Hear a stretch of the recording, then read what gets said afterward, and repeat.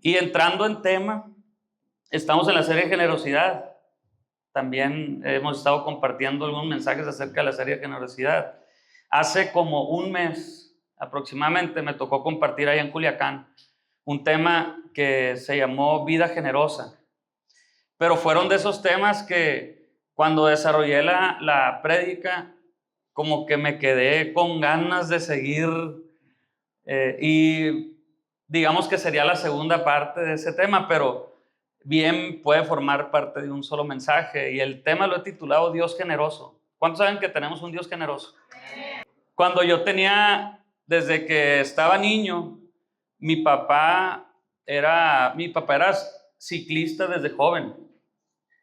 Y yo tengo un hermano mayor, 5 años mayor que yo, mi hermana Sibeli, y otra hermana 4 años mayor que yo, que vive en Hermosillo.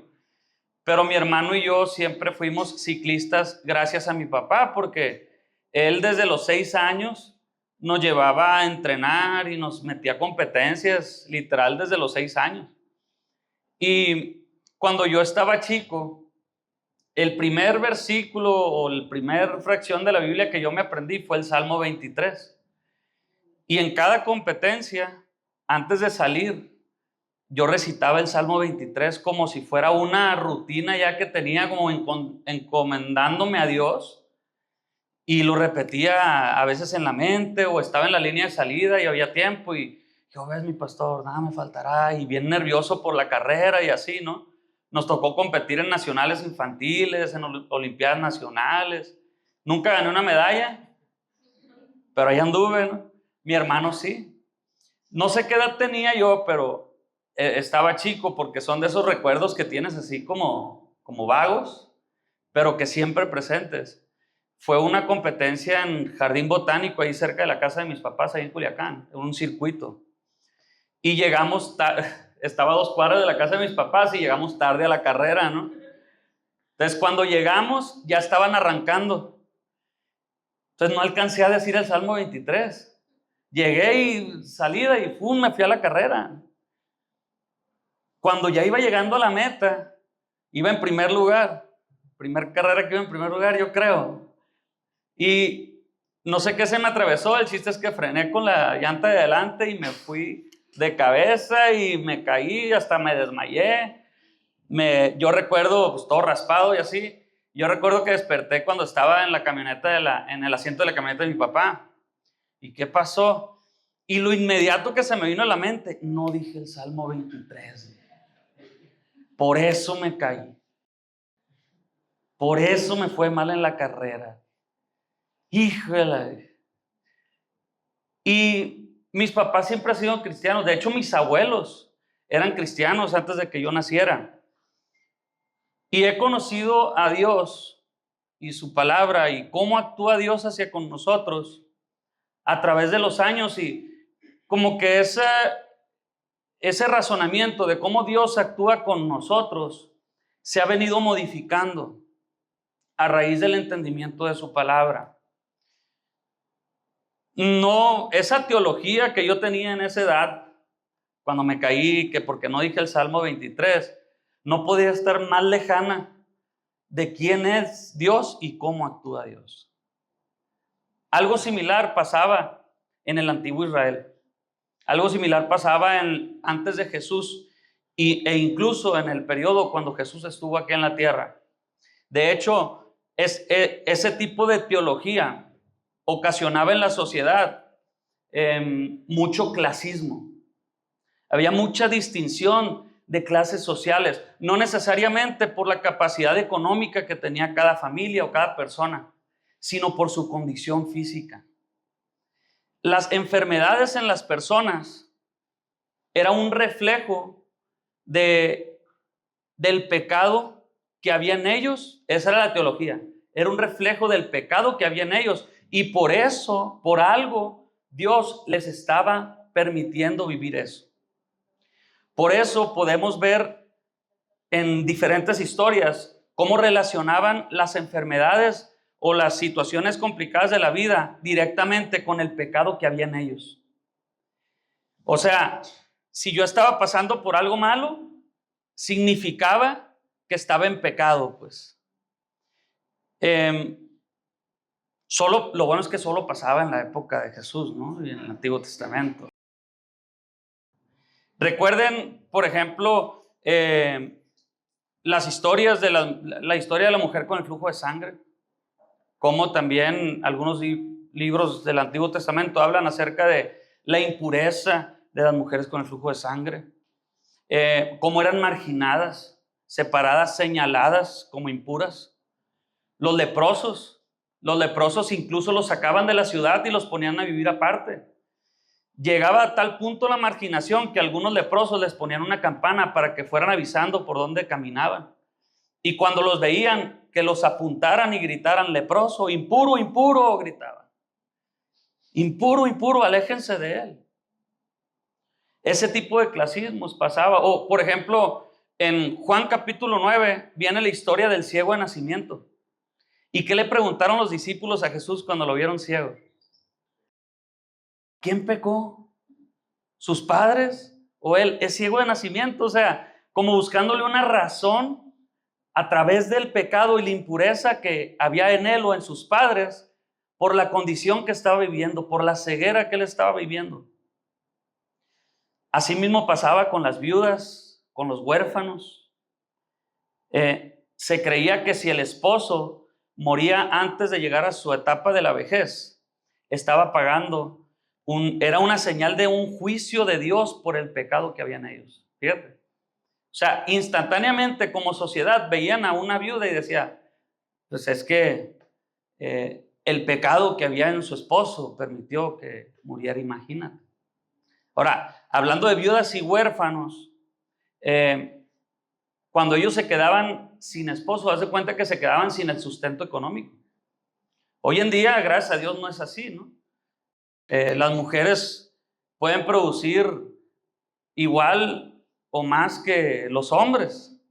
Producen más, amén. Sabes, nosotros como creyentes a veces distorsionamos cómo Dios actúa con nosotros hacia las demás personas. Como por naturaleza humana decimos, no, pues es que, o sea, fíjate las decisiones que tomas también, pues. O sea, estás viviendo las consecuencias de tus decisiones. Y en muchas ocasiones somos un poco prontos y duros para juzgar la relación que tiene esa persona con Dios a través de su condición actual, de su condición física, de su condición social, de su condición, etcétera, etcétera, etcétera. Y no paramos ahí. En muchas ocasiones, si nosotros juzgamos hacia afuera, quiere decir que hacia adentro nos estamos juzgando igual. Que hacia adentro, en ocasiones también vemos que si yo estoy pasando por algo malo, inmediatamente, como naturalmente yo lo hice, y no dije el Salmo 23, por eso me está pasando. Así como si hubiera encontrado la razón, ¿no? Primera de Crónicas 29:14 dice, pero ¿quién soy yo y quién es mi pueblo para que podamos darte esas ofrendas voluntarias? En verdad, si tú eres el dueño de todo y lo que te hemos dado, de ti lo hemos recibido. O sea, esta idea que te estoy planteando acerca de cómo Dios se relaciona con nosotros no nos deja disfrutar la generosidad de Dios. ¿Por qué? Si tú y yo creemos que podemos hacer cosas suficientes para que la generosidad de Dios no impacte nuestra vida, quiere decir, por lógica, que tú y yo podemos hacer cosas suficientes para que Dios sea más generoso con nosotros. ¿Tiene sentido lo que te estoy diciendo? Me explico. O sea, digamos que tú tienes buenos frutos en tu vida, pero creemos con esta lógica que te vas a acercar a Dios con tus frutos por delante para venir y hacer un intercambio de frutos por bendiciones. De frutos por bendiciones. Creemos que nuestra relación con Dios es a través de un intercambio. Y si yo no traigo esos frutos de arrepentimiento, si yo no traigo esos frutos, yo no voy a ser bendecido y no voy a disfrutar de la generosidad de Dios. Tenemos esta idea errónea de que nuestra relación con Dios es un intercambio entre yo y Él. Dios no actúa por medio de intercambios con nosotros, ¿sabías? Dios es un Dios que solo da y punto. Nos da porque nos ama y punto. Nos da, nos dio y nos va a seguir dando porque Él es amor, porque Él es un Dios generoso. Su generosidad no va a cambiar a raíz de mi intercambio, sino yo voy a cambiar a raíz de su generosidad. Amén.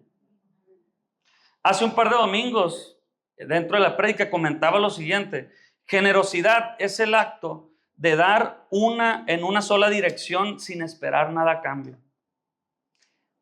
Muchas veces pensamos que generosidad es solamente dar, pero no, ojo, es dar sin esperar nada a cambio. La verdadera generosidad tiene esa actitud de que doy sin esperar nada a cambio. No es un intercambio. Dios es generoso en una sola dirección, de Él hacia nosotros.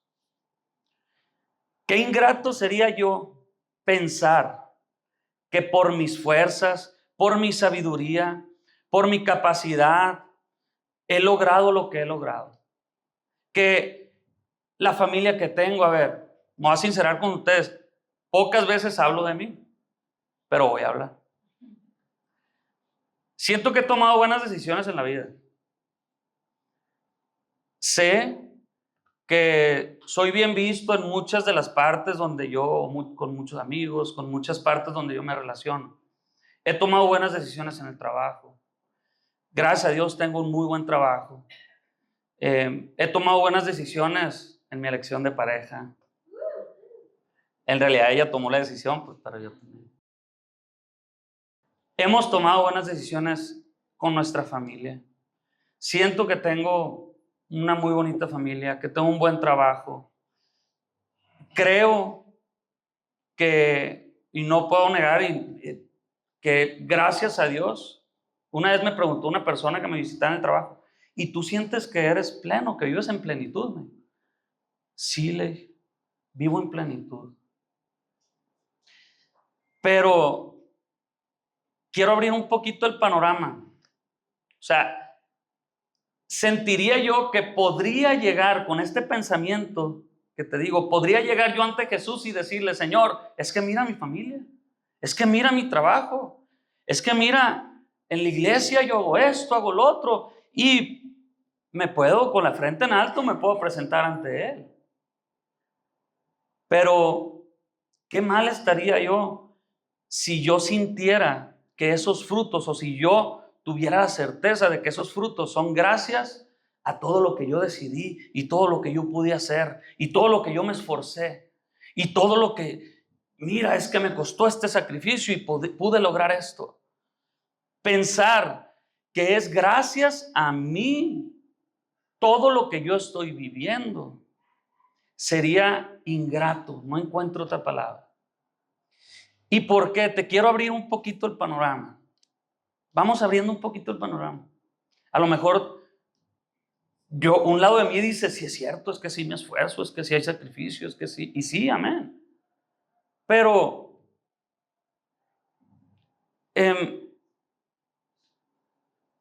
abriendo un poquito el panorama, ¿elegí yo dónde nacer? ¿Elegí a mis padres? ¿Elegí quién me crió y cómo me crió? ¿Elegí las circunstancias en las que yo pude crecer, tomar cierto tipo de educación, tener cierto tipo de influencias que al final trajeron fruto a mi vida, tener pan en la mesa para poder no preocuparme desde muy chico por traer pan a la mesa? Elegí nacer en una ciudad como Guadalajara o como Culiacán. Elegí los compañeros con los que me fui desarrollando. A lo mejor tú puedes pensar: pues es que muchas cosas sí elegí. Sí, pero gran parte de lo que tú eres ahorita se debe a tus primeros años de vida o a tu situación cultural donde tú creciste o donde tú naciste o donde tú te desarrollaste. Entonces, no decidí nada de eso. Voy a abrir poquito más el panorama, nada más para ser un poquito más drásticos. En un estudio realizado el 25 de mayo de este año, 2024, por la Fundación Recover en África. Es una fundación que construye hospitales en África. Lanzó un dato devastador. 3 millones de niños al año mueren en África por desnutrición. 3 millones de niños al año. ¿Qué hice yo para nacer en un lugar diferente a esos niños? ¿Qué hicimos tú y yo para nacer en un contexto diferente a esos niños? ¿Sí me explico? O sea, ¿en realidad tengo control de todo? Claro que no. Entonces, ¿por qué crees o por qué creo que puedo venir a presentarme ante Dios con un fruto por delante para merecerme su bendición y su favor? Porque a veces razonamos así. ¿Sabes qué? Dios no tiene una relación de intercambio con nosotros. El intercambio fue la cruz y con ella nos dio todo lo que necesitamos. Amén. Todo lo que necesitamos, Él nos lo dio en la cruz. Somos incapaces de poder ofrecer algo que apantalla a Dios. ¿Sí me explico? Por mejor que te portes, por mejor, va a ser imposible que tú puedas ofrecer algo a Dios que diga, oh, sí, Moisés, cuidado, ¿no? Me apantallaste. Pues, ¿cómo? Soy creación de Él para empezar. Si hay algo bueno que sale en mí, que brota de mí, ¿sabes que es por causa de Él? Dice la palabra de Dios que a todos nos dio una medida de fe. ¿Sabes cuál es la medida de fe que nos dio Dios? Cristo Jesús. Cristo Jesús.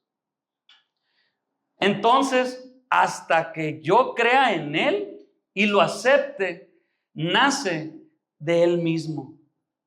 Nace de su generosidad. Amén. Están muy callados, espero que estén pensando igual que yo. ¿Sabes qué? De lo único que sí somos capaces de dar es de lo que Él nos dio. Amor, libertad, pasión y confianza. Esas cosas sí eres capaz de dárselas a Dios, porque Él te las entregó. Y somos capaces de darlas porque Él las entregó. O sea, qué absurdo es pensar en ocasiones nuestra posición, ¿no? Así como, ¿cómo que tú me vas a dar si yo soy el creador de todo? Entonces, ¿cómo vivimos nuestra vida real en esa generosidad de Dios que tiene para nosotros? Y yo te quiero dar tres consejos o 3 cosas que yo creo que podemos hacer para poder ser conscientes todo el tiempo de que todo fluye a través de la generosidad de Dios hacia nosotros. Amén. Y estas 3 historias son 3 historias y 3 puntos. 2 de ellas son de viudas, fíjate. La primera es que tenemos que aprender a tener dependencia total de Dios. Dependencia total. En Marcos 12, del 41 al 44, viene la historia de la ofrenda de la viuda. ¿Cuántos han escuchado hablar de esa historia?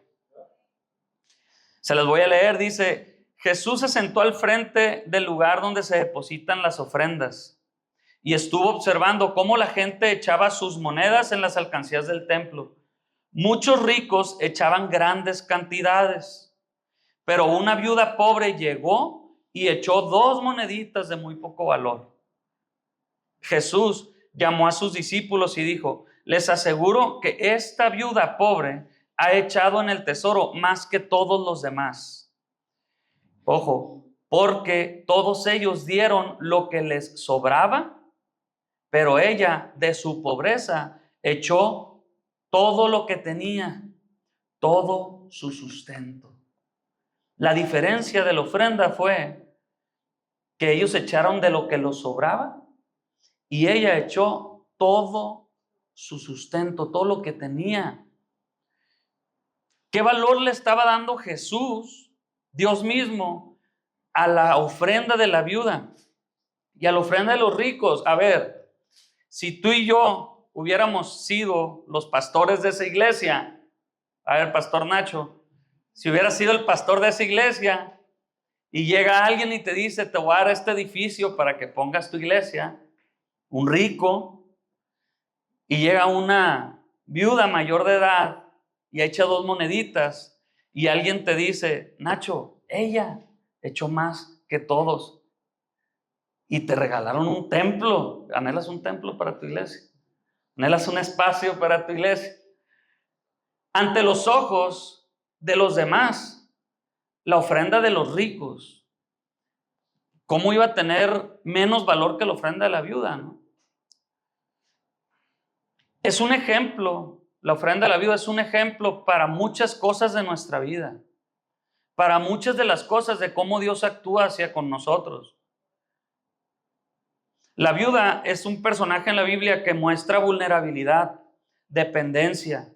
No tenía manera de cómo sostenerse. Era injusto porque el simple hecho de ser viuda ya dependía de las dádivas de las demás personas.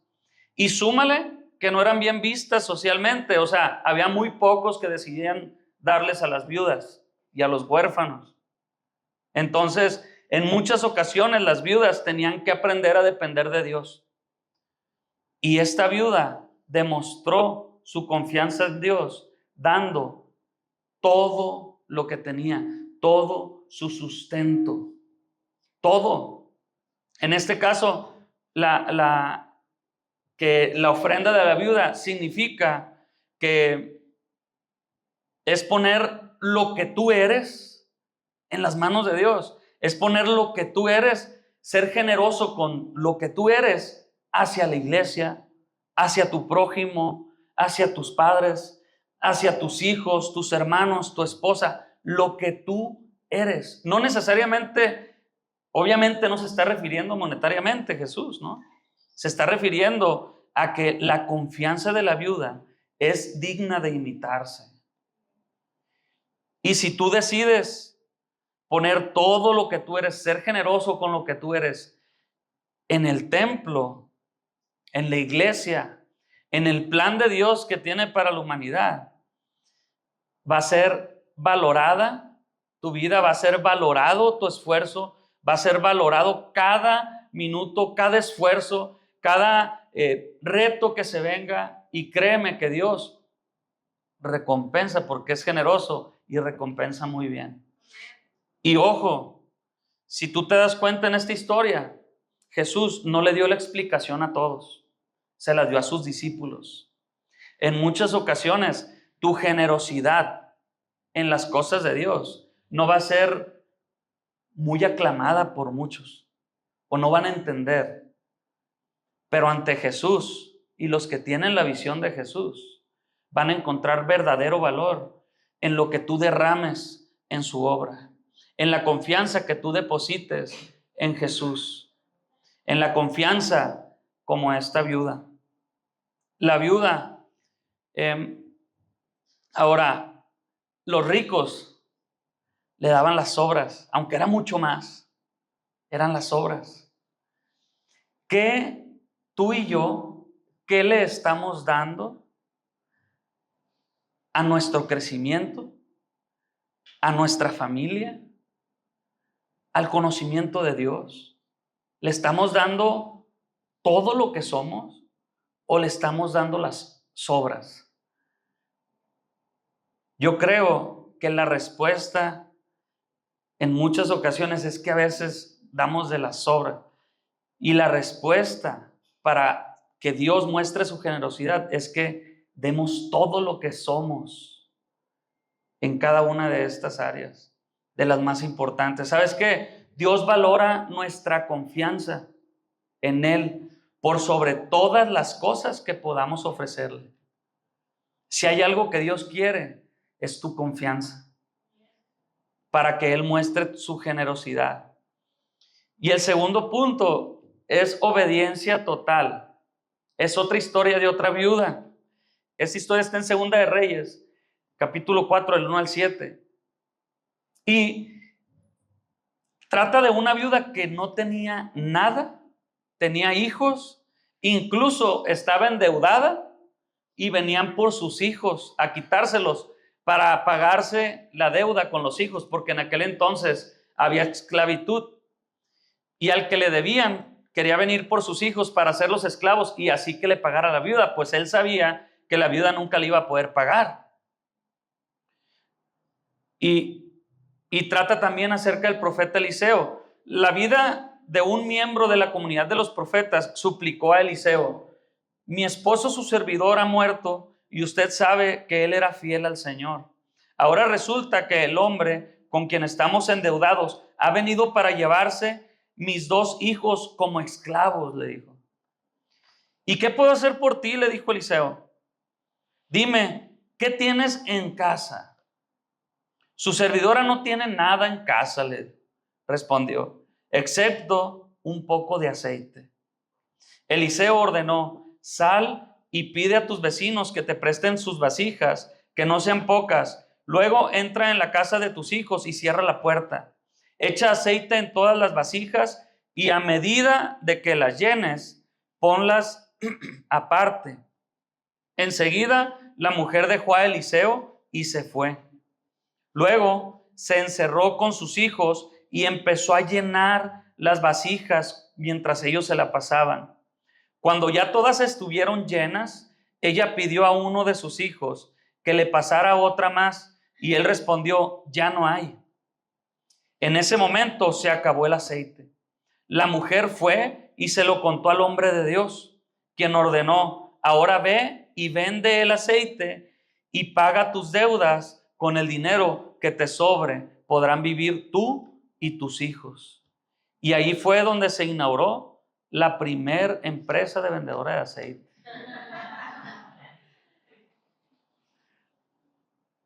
Fíjate, alcanzó para pagar su deuda y le dijo: y ve a vivir tú y tus hijos. O sea, que tanta cantidad pudo haber acumulado, ¿no? Era lógico lo que el profeta Eliseo le pidió a la viuda que hiciera. O sea, ¿qué tienes en tu casa? Esta pregunta es una pregunta que nos debemos de hacer a nosotros mismos. ¿Qué tenemos? ¿Qué tienes en ti? ¿Qué hay adentro de ti? ¿Qué pensamientos? ¿Qué sentimientos? ¿Qué eres? Todo tu ser, ¿tú qué eres? ¿Cómo eres? ¿Cómo razonas?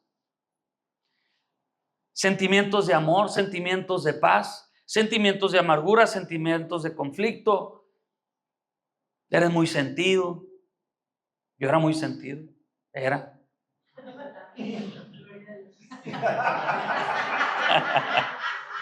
Nunca hablan las prédicas.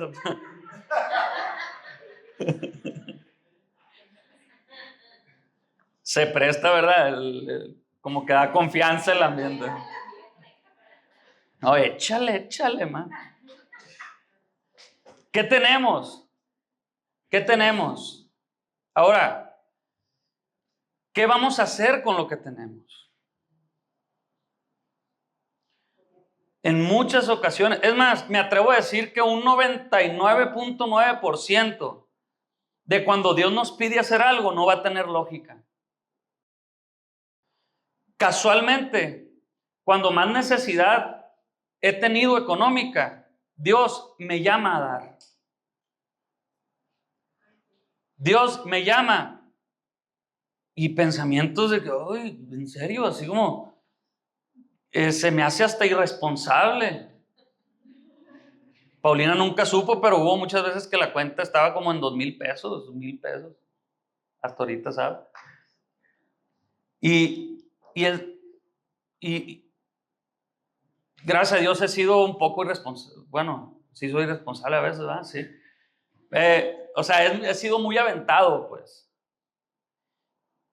Y me he aventado a hacer muchas cosas sin calcular los riesgos. Pero he tenido mucha confianza en Dios. A veces me siento mal de la confianza que he tenido en Dios. Pero ¿sabes qué? siempre ha respondido Dios. Una sola ocasión que Dios no haya respondido, no me acuerdo. Y todas las ocasiones en las que yo he dicho, es que no es lógico, pero lo voy a hacer, pues. Es que no es lógico, pero lo voy a hacer. Dios te lleva a subir otro escalón. Dios te lleva a aprender algo nuevo. Y empiezas a entender cómo Dios empieza a actuar contigo. Y empiezas a entender que en realidad lo que Dios tiene adentro de cada uno de nosotros es valioso. Y Dios puede hacer algo precioso con eso, a tal grado de quitarte toda preocupación. Dime qué preocupación tenía la viuda después de vender ese aceite. Una viuda que estaba destinada a dejarse morir de hambre, ella y su hijo, gracias a la obediencia y lógica que por medio del profeta Dios le pidió que hiciera. Ahora toda preocupación se había quitado y pudo disfrutar una vida con su hijo. Otro punto muy importante es que ¿cuándo fue cuando cesó el aceite? Cuando se acabó. Cuando ya no había más vasijas. Cuando le preguntó a su hijo, pásame la otra. No, ya no hay, ama. Ya no hay. Y se paró el aceite.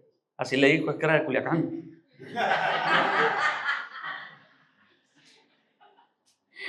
Era del rancho.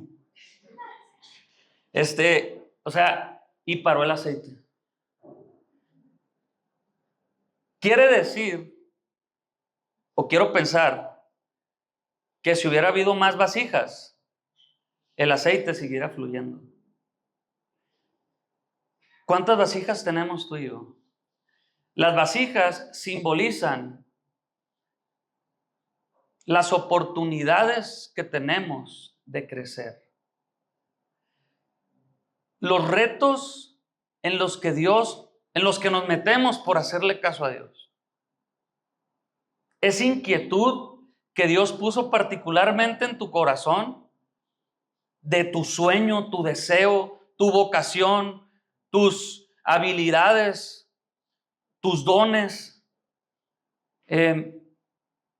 la familia que esperas tener o que quieres tener, el trabajo que quieres tener, la vida cristiana o la relación con Dios que tú deseas tener, la paz que deseamos tener, la plenitud que deseamos tener. Esas vasijas que te han dicho a lo mejor que es imposible lograrlo, ponlas en las manos de Dios. Preséntaselas a Dios para que Él las llene con su aceite. Ponlas en tus manos. Anímate a actuar en fe, en justicia, en el trabajo. En muchas ocasiones es difícil actuar en justicia. Es difícil actuar honestamente. Es difícil desarrollar en esta sociedad que vivimos ahora, por ejemplo, un tema entre hombres. Es difícil decir, es que cuando yo me casé, sí pasé a mejor vida, no como ustedes creen. Sí pasé a mejor vida, o sea, mi vida es mucho mejor después de que me casé. En esta sociedad ya es que se hacen muchas bromas, no, hombre, ya firmaste la sentencia. De cierta manera sí, pero no, pues. Pero son retos. Ahora, ¿qué dice su palabra? La palabra de Dios nos va a retar en muchas ocasiones a obedecer, a hacer lo correcto. Por ejemplo, tomar el IBC es poner una vasija. Hincarte o tomar un tiempo todos los días para presentar tu día a Dios es una vasija. Reflexionar acerca de algo que leí en la Biblia o pensar 3 veces antes de hablar o decir una imprudencia es otra vasija. Amén. Administrar bien los recursos que Dios me ha dado. No voy a pedir esto por internet porque quiero administrar mejor. Es una vasija. Dios va a llenar cada oportunidad que tengamos para crecer y que nos va a hacer disfrutar la vida plena que Él tiene para cada uno de nosotros desde hoy. Amén. La generosidad de Dios es infinita, es grande, no es asimilable, no la podemos asimilar. Y podemos pensar a través de la condición de vida que tenemos cada uno de nosotros, que la generosidad de Dios varía con cada uno de nosotros porque unos viven mejor que otros. Pero yo hoy te quiero decir que tenemos que desbloquear eso en nuestra mente. La generosidad de Dios se ve reflejada en nuestra vida a raíz de que nosotros nos mostramos ante Él como estas dos viudas, vulnerables, con confianza y obediencia. Y a través de eso, la generosidad de Dios va a ir reflejándose en nuestra vida terrenal. Amén. La respuesta a mis oraciones están en la obediencia a Dios. ¿Sabes cómo pedirle a Dios? Obedeciéndole. Te puedes pasar orando todos los días, muchas horas, pero si no le obedeces, no le estás pidiendo correctamente. La palabra de Dios dice, pruébame en esto. Por ejemplo, en lo económico. Pruébame en esto. Qué casualidad, ¿no? Que cuando habla de la ofrenda, dice que lo pruebes. Y pone un ejemplo como la ofrenda de la viuda para decirte, tu confianza. Pruébame, tu confianza, dámela. Y esto me lleva al tercer y último punto. Gracias a Dios, ya sé. Sentarte a la mesa. Es lo último que debemos de hacer. En 2 de Samuel, del 1 al 13, viene una historia que es de Mefiboset. Era nieto de Saúl. Saúl, rey de Israel, cuando David mató a Goliat. Hijo de Saúl, Jonatán, muy amigo de David. En muchas ocasiones hicieron cosas juntos y Jonatán, cuando Saúl quería matar a David, Jonatán le avisaba para que David se saliera corriendo y era una amistad muy bonita que tenían David y Jonatán. A pesar de que Saúl quiso matar en muchas ocasiones a David, dice la palabra de Dios, 1 y 2 de Samuel, que David siempre respetó y honró la vida de Saúl como su rey. Incluso tuvo oportunidades de asesinarlo, pero él le mostró que no lo quería asesinar. Pasa el tiempo, David es rey, ahora rey de Israel, y Saúl y Jonatán ya habían muerto. Cuando Saúl y Jonatán murieron, en 1 Samuel describe el duelo que pasó David. Cuando yo leí esto decía, ¿cómo David, todavía sigue sintiendo ese duelo por Saúl que lo quiso asesinar tanto tiempo, le hizo la vida imposible? Pero la honra que David le tenía a Saúl producía generosidad en él. Yo sé que la generosidad por medio de nosotros hacia los demás, en muchas ocasiones como que nos cuesta un poco de esfuerzo. ¿Sabes? Para que esa generosidad que fluye de nosotros hacia los demás fluya de manera natural y sin esfuerzo, tenemos que estar conscientes de la honra. La honra. Y Mefiboset, pasa el tiempo, ¿no? Matan a Saúl, Jonatán. Está David como rey y era un rey muy próspero y era muy famoso. Y está David y se acuerda y dice, surge algo de él, ganas de bendecir a alguien y se acuerda de un siervo de Saúl, Sibá. Se las voy a contar, no se las voy a leer. Ahí sí quiero ir leyéndolo. Se acuerda de Sibá. Sibá era un siervo de Saúl que le administraba muchas cosas. Y lo busca y le pregunta, oye, ¿hay algún descendiente de Saúl o mi amigo Jonatán que yo quiera bendecir, que yo pueda bendecir? Y le dice Sibá, Mefiboset, dice. Mefiboset es nieto de Saúl y vive en casa este nombre sí no me acuerdo, de Maquir, ¿verdad? Vive en casa de Maquir. Y como que al decir vive en casa de Maquir, no vivía con su papá, pues su papá era un huérfano. Pero dice, es lisiado y vive con ellos. Era un lisiado. Su condición física, en aquel entonces, él era menospreciado por su condición física. Y quiero que tú y yo nos pongamos en la mente de Mefiboset. Mefiboset escuchaba las historias de su abuelo Saúl y de su papá Jonatán. Hombre, tu abuelo tenía muchas tierras y era muy generoso y tenía muchos ejércitos. Hombre, vieras las batallas que ganaron. Vieras todo lo que tenían. Y Mefiboset escuchaba estas historias como escuchar historias de héroes, ¿no? O a lo mejor, como tú y yo a veces escuchamos historias de cómo es Dios. Dios es dueño de todo. ¿Cómo no va a ser generoso con nosotros? Él es el rey de reyes. Yo soy el hijo de un rey. ¿Cómo no me va a ir bien? ¿Cómo no me va a bendecir? Pero no nos sentimos bendecidos en muchas ocasiones. Nos sentimos incapaces de hacer cosas por nosotros mismos. Incapaces de cambiar cosas de nuestro carácter, por ejemplo, que sabemos que cambiándolas van a producir buenas cosas en nosotros, pero no hemos podido cambiarlas y nos sentimos incapaces, nos sentimos lisiados y escuchamos de este Dios que venció la muerte y que resucitó al tercer día y que por medio de Él tengo vida eterna y que por medio de Él puedo derrotar cualquier cadena y romper cualquier cadena, tumbar cualquier muro. Y lo escuchamos a veces como Mefiboset escuchaba la historia de su abuelo y su padre,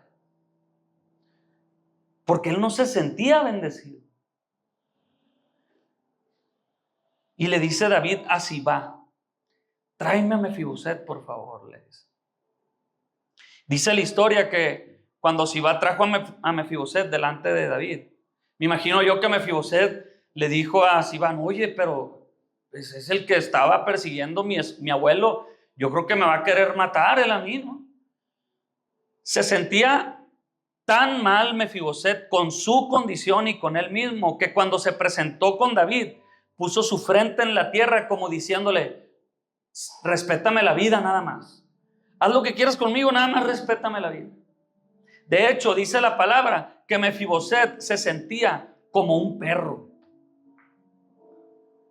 Así dice la palabra, que Mefiboset se sentía como un perro, como alguien incapaz, como alguien no merecedor, como alguien que no podía hacer las cosas por él. Cuando llega a los pies de David, esto sí te lo voy a leer, porque David le dice, no temas, pues en memoria de tu padre Jonatán, he decidido bendecirte. Voy a devolverte todas las tierras que pertenecen a tu abuelo Saúl, y de ahora en adelante te sentarás a mi mesa. Mefiboset se postró y dijo, ¿y quién es este siervo suyo para que usted se fije en él, si no valgo más que un perro muerto? Pero David llamó a Sibá, el administrador de Saúl, y dijo, todo lo que pertenecía a tu amo Saúl y su familia se lo entrego a su nieto Mefiboset. Te ordeno que cultives para él la tierra y guardes la cosecha para que el sustento de su casa, que te ayuden tus 15 hijos y tus 20 criados. En cuanto al nieto de tu amo, siempre comerá en mi mesa. Tu servidor hará todo lo que mi señor el rey ordene, respondió Sibá. A partir de ese día, Mefiboset se sentó a la mesa de David como uno más de los hijos del rey. Toda la familia de Sibá estaba al servicio de Mefiboset, quien tenía un hijo pequeño llamado Macaías, tullido de ambos pies. Mefiboset vivía en Jerusalén, pues siempre se sentaba a la mesa del rey. Siempre había un lugar en la mesa para Mefiboset. Siempre hay un lugar en la mesa para ti y para mí. Siempre. Ese lugar, incluso Cuando tú y yo nos sentamos a la mesa con Dios, casualmente la mesa tapa nuestros pies, tapa nuestra condición. O sea, que lo que está servido en la mesa lo puedes comer, porque lo que Dios ve es lo que Él creó en ti. Ayer fuimos a una boda y en los votos le decía el novio a la novia, le decía, si tú te vieras con los ojos que yo te veo, le decía. Si nosotros nos viéramos con los ojos que Dios nos ve, si tú y yo nos viéramos con los ojos que Dios nos ve, la generosidad de Dios fluiría en tu vida de manera sobrenatural. Amén. Amén. Sobrenatural. ¿Sabes qué? Porque la mesa de Dios, la mesa a la que tú y yo nos podemos sentar a diario, cual sea nuestra condición, así yo no me sienta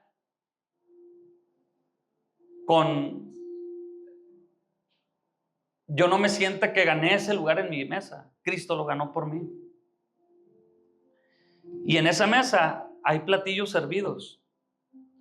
Y de esos platillos, cuando tú te sientas, tú puedes agarrar. Y por ejemplo, si tú te sientes condenado, puedes agarrar el platillo de la gracia de Dios y decir, sí, cierto, cometí estos errores, pero hey, aquí está mi lugar en la mesa. El enemigo es muy bueno para recordarnos nuestra condición, pero en la mesa nuestra condición no importa. En la generosidad de Dios nuestra condición no importa. También hay otro platillo que se llama el perdón, que cuando tú te sientas a la mesa puedes usar el perdón, puedes comer el perdón, el ánimo, la identidad, la sanidad, la provisión, el amor, paz, protección y todo lo que necesites para disfrutar de la generosidad de Dios, para tener una vida generosa, para tener una vida plena. Amén. La mesa del Padre está servida y hay una silla con tu nombre que si tú no lo ocupas no va a ser ocupada, ¿eh? Esa silla está disponible siempre. Sí, pásale. Ya apaguen ese. Ya deja de tocar el piano, por favor. ¿Te puedes poner de pie? Vamos a orar. La pregunta aquí es, si la mesa está servida, si el lugar está ocupado y tiene tu nombre, y el nombre no va a ser borrado. La pregunta es, ¿te vas a sentar? ¿Te vas a sentar a la mesa del Padre? No hay nada que te impida que tú y yo nos sentemos a la mesa del Padre. Y a diario, en nuestra vida diaria, en nuestra vida cotidiana, en nuestras diferentes situaciones que vivimos, yo te invito a que recordemos esto y que nos hagamos esta pregunta. Me levanto, me voy a sentar a la mesa del Padre. ¿Qué necesito hoy? ¿Qué necesito para pasar este día?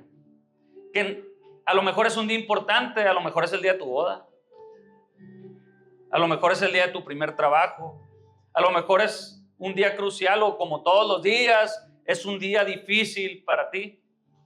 Pero si tú te sientas a la mesa del Padre, Él tiene siervos, Él tiene lo que necesites para que tú vivas lo mejor de esta vida. Amén. Gloria a Dios. Amén.